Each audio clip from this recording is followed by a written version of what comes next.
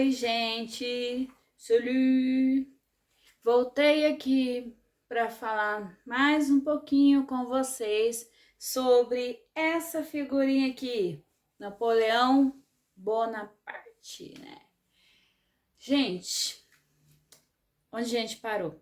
Nós paramos durante o momento que eu falava que Napoleão foi preso, né? Derrotado e preso por uma coalizão e foi enviado para a ilha de Elba, certo? Como eu já adiantei, Napoleão não ficou na ilha de Elba. Napoleão fugiu, certo? Napoleão fugiu da ilha de Elba, contando com a ajuda de alguns soldados que também estavam lá com ele e outros correligionários que foram lá resgatá-lo. Isso em 15 de março de 1821, Napoleão foge da ilha de Elba e regressa à França. Nesse momento, quem estava no trono era o rei Luís XVIII, que é irmão do rei Luís XVI, tá? E aí, o que aconteceu? Esse rei Luís XVIII manda tropas para prender o Napoleão. Só que essas tropas, ao encontrar o Napoleão que ele era adorado pelo exército, né? Era visto como um cara sem igual. Quando o exército encontra com Napoleão, né? Imagina a cena. Napoleão de um lado, os soldados do outro, e aí o Napoleão indo de encontro com aquele exército. O exército pegou e falou assim: ô, Napoleão, que bom que você voltou, meu chegado, saudade de você, esse rei não tá com nada. E o soldado ficou do lado do Napoleão e traiu o rei, entendeu? Você vê o tamanho da admiração que eles tinham pelo Napoleão, eles desobedeceram a ordem real. O Napoleão vai assumir o poder. O rei Luís XVIII vai ser obrigado a fugir da França juntamente com seus familiares, por óbvio, né? E aí, os governos do entorno ali, né? Inglaterra, França, Prússia, resolvem fazer uma aliança militar e entram em confronto novamente com Napoleão na batalha que será conhecida como Batalha de Waterloo.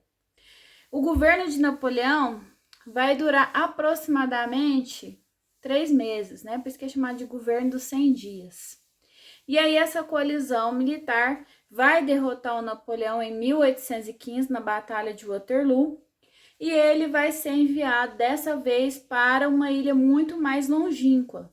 Ele vai ser enviado para a ilha de Santa Helena, uma ilha bem mais longínqua, né? Lá na costa da África, vai ser enviado para lá. E lá ele vai permanecer até 1821, quando ele morre em decorrência de não se sabe o que direito, tá? Não se tem certeza do que Napoleão morreu. Sabe que ficou exilado lá. Ele ficou numa casinha lá que os ingleses tinham construído, se não me engano. Ele tinha uma guarda que tomava conta dele. E ele faleceu, dizem que segundo alguns teóricos, né, pode ter sido em virtude de problemas gástricos, um câncer no estômago. Até hoje não se tem certeza que Napoleão morreu. E aí, depois que Napoleão é definitivamente derrotado, há um novo desafio. Que desafio é esse? É reorganizar as coisas dentro da Europa, porque as batalhas de Napoleão, as conquistas de Napoleão, a dominância que ele teve sobre esses países europeus mudou muito as regras do jogo, tá? Por que mudou essas regras do jogo?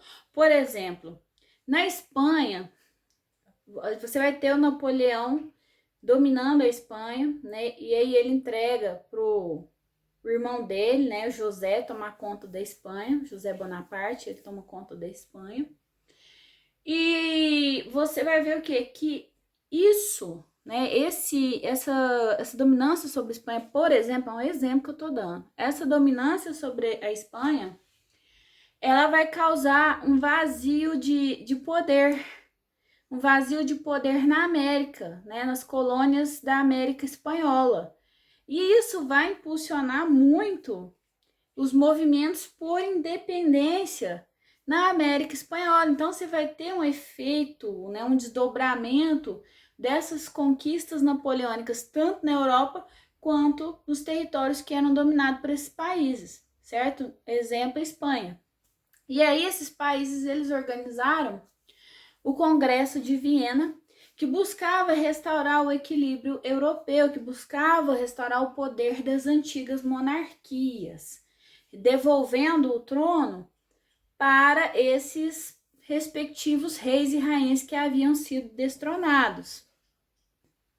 E aí, nesse sentido de evitar, né, novas crises, novos movimentos revolucionários ou nacionalistas, alguns países como Áustria, Rússia, Prússia e outros estados europeus organizaram uma instituição chamada Santa Aliança, né, que via, né, em si o direito de intervir em qualquer país que tivesse seu poder sendo ameaçado por movimentos revolucionários, exemplo que ocorreu na França, né? Então a Santa Aliança era meio que foi criada meio que com a ideia de ser um xerifão ali dentro da Europa, né? Ficar vigiando, ó, tô de olho, hein? Vocês não vão fazer revolução não, hein, galera? Meio que com esse objetivo mesmo de policiar e evitar que novos Napoleões Bonaparte surgissem. E aí você vai ter vários países anexando territórios, né? Por exemplo, a Rússia, ela vai anexar a região da Varsóvia, né? O Império Austríaco também vai anexar territórios. O Reino da Sardenha, Piemonte, também vai anexar territórios. E outros estados vão anexar territórios. Ou seja, com esse Congresso de Viena, esses países que venceram, né, com a colisão, venceram Napoleão, eles meio que vão fazer um novo mapa para a Europa, né? Vai redefinir as fronteiras dentro da Europa. Eu vou colocar um mapinha, né? Enquanto eu tô falando aqui, eu coloquei um mapa para vocês verem a diferença que você vai ter no território, o antes e o depois de Napoleão, certo? E é importante salientar, né, que você vai ter desdobramentos, né, desse governo napoleônico, né? Um desses desdobramentos que eu quero falar agora é sobre a questão do Haiti. Porque os jacobinos, né, durante o período jacobino, que os jacobinos governaram a França durante a Revolução Francesa, eles aboliram o trabalho escravo nas colônias francesas, dentre essas colônias, o Haiti. Só que o Napoleão, ao retornar ao trono, ele vai ordenar que a escravidão volte a ocorrer nesses territórios.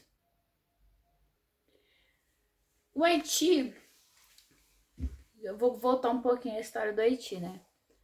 Os espanhóis, eles foram os primeiros a chegar a esse território, é uma ilha. Chegando lá, colocaram, no século XVI, colocaram o nome nessa ilha de Hispaniola, certo? Eles ocuparam a porção leste da ilha e escravizaram os indígenas que lá habitavam.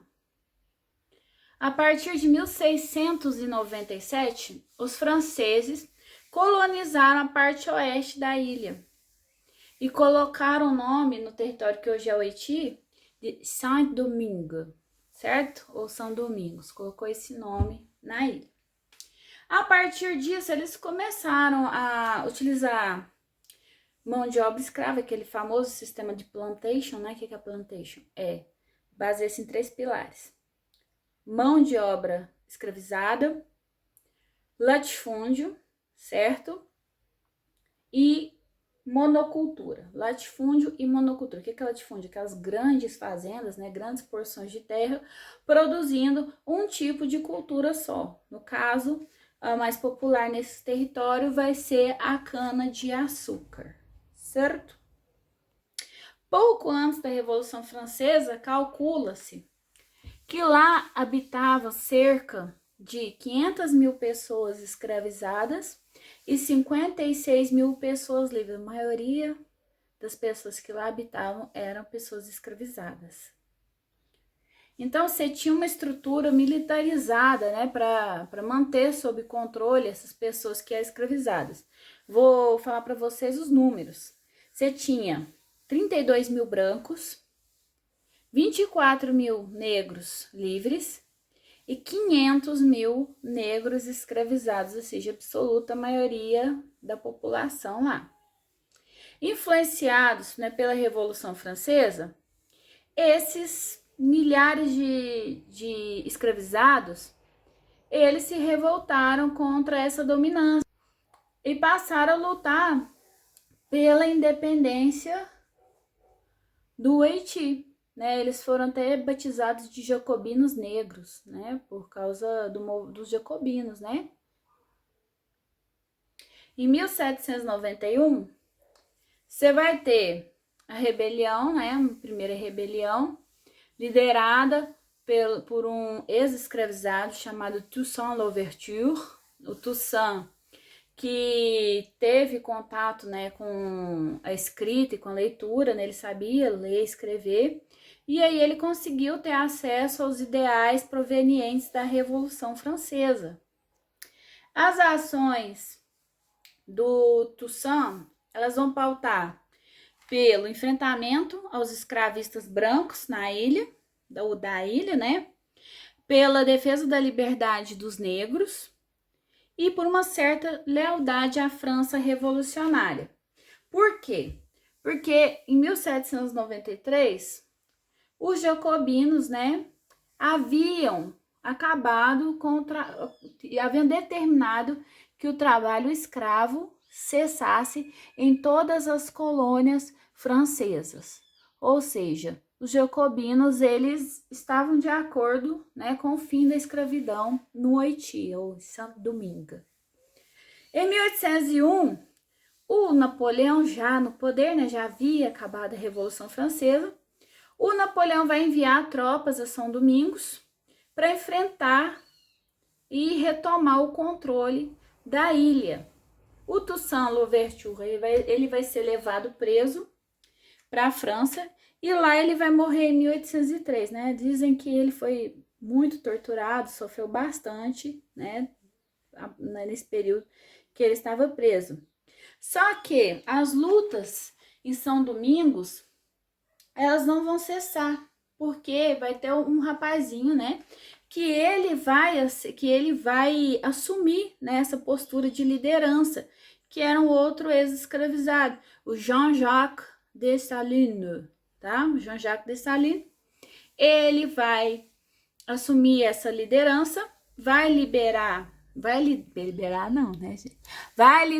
os são dominguenses, né? Vai liderar os revoltosos e ele lidera e assume o governo e permanece no poder até o ano de 1806, certo? Ele vai ser assassinado por inimigos políticos, infelizmente, coitado, né? Mas o Haiti, a partir daí, ele vai se tornar um país independente e vai se chamar Haiti. Vai deixar de chamar Saint-Domingue para se chamar Haiti, que é um nome indígena que significa terra alta ou montanhosa. Primeiro vem a independência dos Estados Unidos em 1776. Vou fazer um vídeo sobre a independência dos Estados Unidos, mas já estou pegando a conexão do assunto França, né? Napoleão, para a gente já falar do Haiti, já deixei isso pronto, né? Porque tem conexão entre esses dois assuntos. E aí, o Haiti, ele vai se tornar um país independente, né? O segundo país dentro da América, se a gente pegar a América do Norte, a América Central e a América do Sul, vai ser o segundo país a se tornar independente. Vai sofrer abalos na sua economia, é claro, mas vai inspirar, né, outras colônias nesse processo de independência. Olha, o Haiti é independente, nós também podemos ser independentes, e vai gerar um grande medo na elite branca, o famoso fantasma da haitianização. Olha, você viu o que aconteceu no Haiti, né? Eles eram maioria, eles se revoltaram, e isso vai gerar reflexos dentro até do Brasil. Porque você vai ter revoltas, rebeliões escravas dentro do Brasil, né? Dentre elas eu vou citar a revolta dos malês, por exemplo, que levou o governo brasileiro a expulsar, né, os negros que eram livres, homens e mulheres livres, reenviaram eles para a África, porque tinha um contingente populacional em que a maioria era negro, tá? E ele falou, olha, nós vamos mandar esses os negros livres para a África, porque em tese eles não têm utilidade para nós aqui, que somos escravagistas, escravocratas, preconceituosos, racistas, entre outras coisas, né? E aí eles vão enviar eles para a África, porque tinham medo de acontecer algo semelhante aqui no Brasil do que aconteceu lá no Haiti, né? Desses negros sonhando e lutando pela sua liberdade, né? Infelizmente é um episódio muito triste, né, da história da humanidade, essa questão da escravidão, né, do trabalho escravo, desse sequestro de pessoas lá na África, né? Porque isso é sequestro, pegava eles lá à força e trazia para cá, né? É um absurdo isso. Então, pessoal, eu vou parar por aqui, né? A gente já falou um pouquinho do fim do governo napoleônico, sobre o Haiti. E agora, no próximo vídeo, eu vou falar sobre a Revolução Americana, tá? A gente vai falar sobre a independência dos Estados Unidos. Curta, compartilhe, esteja aqui no canal com a gente. Um grande abraço a todos.